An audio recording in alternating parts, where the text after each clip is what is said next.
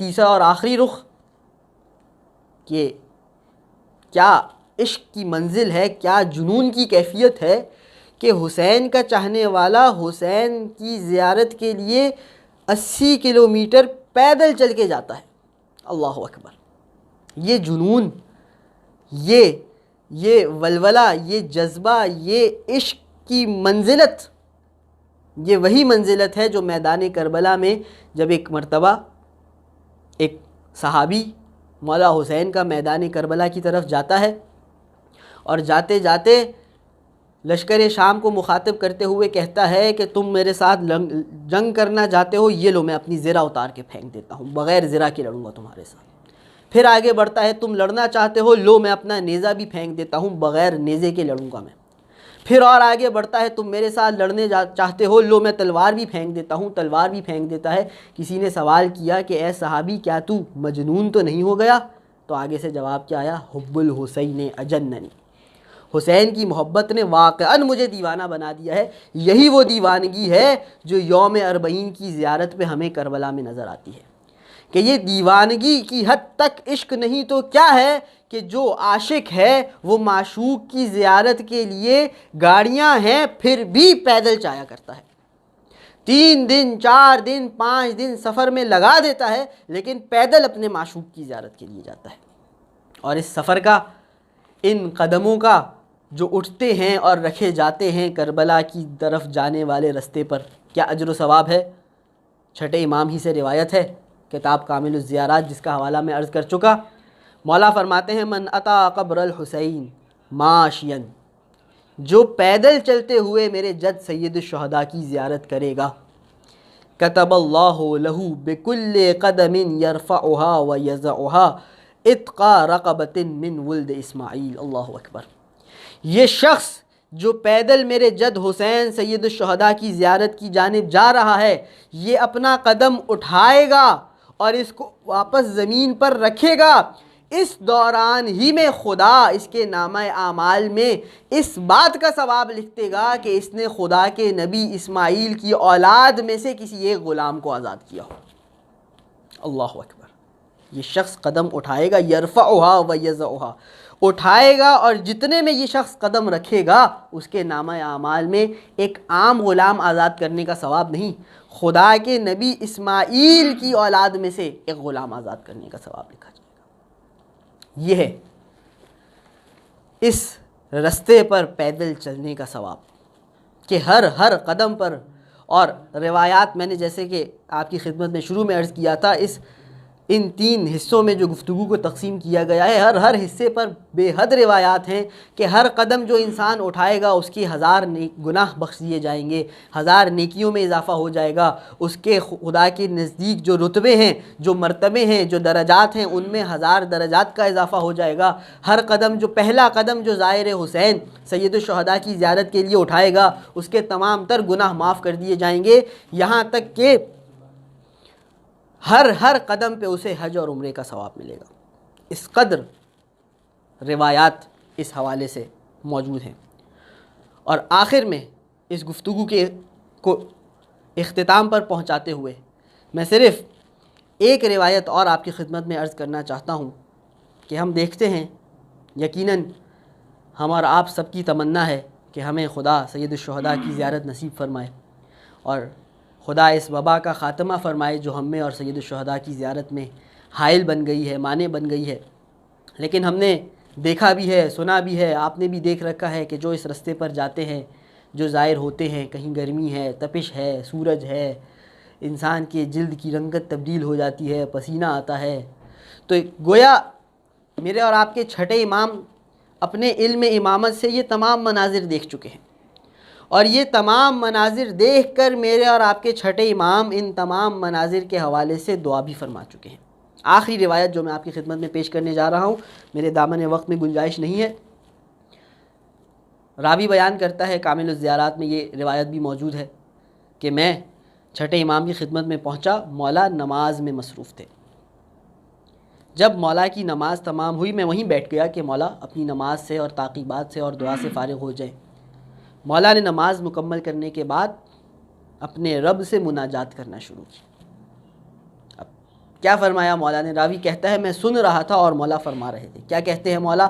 نماز ختم کر کے خدا کی بارگاہ میں راز و نیاز کرتے ہوئے چھٹے امام کے میرے جملے ہیں اللہم یا من خصنا بالکرامت، اے پالنے والے، اے وہ جس نے ہم اہل بیت کے ساتھ بزرگی اور کرامت کو مخصوص کر دیا. اس کائنات میں اگر کہیں بزرگی اور کرامت ہے تو وہ ہم اہل بیت کے گھرانے میں ہے. ووعدنا بالشفاعت، اے وہ پالنے والے جس نے ہم اہل بیت کو وعدہ دے رکھا ہے کہ ہماری شفاعت کو قبول فرمائے گا. وخصنا بالوصیت، اے پالنے والے، اے وہ جس نے ہم علی و اولاد علی کو رسول کے وصی کے طور پہ معین کر دیا. وَأَعْطَانَا عِلْمَ مَا مَضَى وَعِلْمَ مَا بَقِي، اے وہ جس نے ہر پچھلے اگلے کا علم ہمارے سینوں میں انڈیل دیا. وَجَعَلَ أَفْئِدَةً مِّنَ النَّاسِ تَهْوِي إِلَيْنَا، افئدۃ من الناس، اے وہ جس نے بعض لوگوں کے دلوں کو ہماری طرف مائل کر دیا. اب دیکھیے مولا فرما رہے ہیں، ہمیں بتلا رہے ہیں، ہمیں سمجھا رہے ہیں کہ اگر تمہارے دل میں ہماری محبت ہے، تمہارا دل ہماری طرف کھنچا چلا آ رہا ہے، تو یہ خدا ہے جس نے تمہارے دل میں یہ خصوصیت رکھی ہے. اس نعمت پر بھی شکر بجا لانا ہے. اور اس تمام کے بعد خدا کو ان تمام صفات سے یاد کرنے کے بعد اب ایک مرتبہ میرے چھٹے مولا دعا فرماتے ہیں اغفر لی، پالنے والے میری خطاؤں سے درگزر فرما. وَلِإِخْوَانِي، اے پالنے والے میرے بھائیوں کی خطاؤں سے بھی درگزر فرما.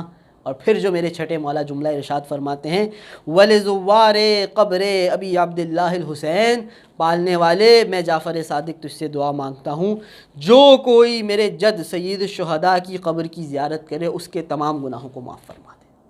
اللہ اکبر. اس زیارت کے وزن کو محسوس کیجئے. وہ ذات جو اپنے زمانے کی امامت جس کے کاندھوں پر ہے، وہ ذات جو زمین پر حجت خدا ہے، وہ ذات کہ آدم کی دعا جس کے وسیلے سے قبول ہوتی ہے، نوح کی دعا جس کے وسیلے سے قبول ہوتی ہے، ابراہیم کو اگر آگ سے نجات ملتی ہے تو اس کے وسیلے سے ملتی ہے، موسیٰ کی دعائیں اس کے وسیلے سے قبول ہوتی ہیں، عیسیٰ کی دعائیں اس کے وسیلے سے قبول ہوتی ہیں. کائنات میں جو دعا بھی خدا قبول کرتا ہے تو اس ذات یعنی اہل بیت کے وسیلے سے قبول کرتا ہے. وہ ذات خود دعا کر رہی ہے، اور دعا کیا کر رہی ہے کہ اے پالنے والے جو میرے جد امام حسین کی زیارت پہ جائے تو اس کے تمام گناہوں کو معاف فرما دے. اللہ اکبر. دعا میرے چھٹے مولا کی بہت طویل ہے، چند جملے میں صرف آپ کی خدمت میں اور اس دعا کے بیان کروں گا. مولا فرماتے ہیں فرحم تلک الوجوہ التی غیرتها الشمس، اے پالنے والے ہمارے جد سید الشہداء کی زیارت پہ جو لوگ جاتے ہیں، سورج کی کرنیں پڑتی ہیں، ان کے چہروں کے رنگ متغیر ہو جاتے ہیں. پالنے والے میں جعفر صادق تجھ سے دست بستہ دعا مانگ رہا ہوں ان چہروں پر اپنی رحمت نازل فرما. یہ کون کہہ رہا ہے؟ جو رحمتاً للعالمین کا نواسا ہے، جو رحمتاً للعالمین کا جانشین برحق ہے، وہ خدا سے رحمت طلب کر رہا ہے سید الشہداء کی زیارت کرنے والوں کے لیے. وارحم تلک الخدود التی تتقبل علی حفرت ابی عبداللہ الحسین، وہ رخسار جو جا کر قبر ابی عبداللہ سے مس ہوتے ہیں، پالنے والے ان رخساروں پر اپنی رحمت نازل فرما. وارحم تلک الاعین التی جرت دموعها رحمتا لنا، اے پالنے والے جن آنکھوں سے ہماری محبت میں آنسو کے قطرے نکلیں، پالنے والے ان آنکھوں پر اپنی رحمت نازل فرمان. وارحم تلک القلوب التی جزعت واحترقت لنا، پالنے والے ہماری مصیبتوں پر جو دل جل کر کباب ہو جاتے ہیں، پالنے والے جن دلوں میں آگ بھڑک اٹھتی ہے ان دلوں پر اپنی رحمت نازل فرما. وارحم تلک الصرخہ التی کانت لنا، پالنے والے ہمارے مصیبت پر جو کوئی چیخ مار کر گریا کرے تو اس چیخ پر اپنی رحمت نازل فرما.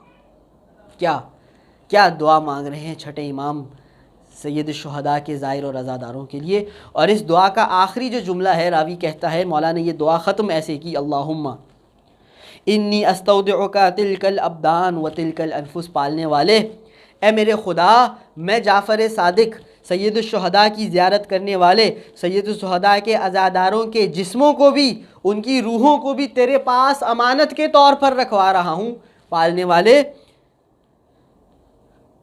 حتیٰ توافیہم من الحوض یوم العطش، پالنے والے یہ مجھ جعفر صادق کی امانت تیرے پاس ہیں، جب پیاس کا دن ہو، جب قیامت کا دن ہو، میری اس امانت کو حوض کوثر سے سیراب کر دینا۔